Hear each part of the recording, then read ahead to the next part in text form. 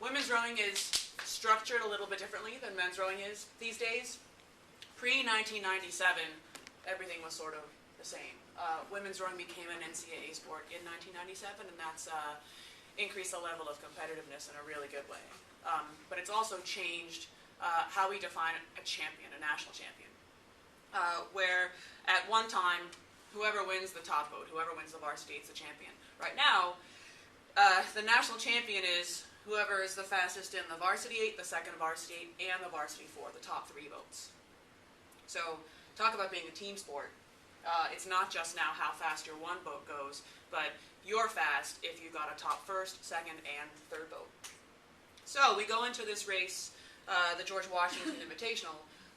5 boats in each session. Each crew raced somebody Friday afternoon, somebody Saturday morning, somebody Saturday afternoon, and we won 12 of the 15 races. We raced at the same regatta last year, and we're also the team points champions.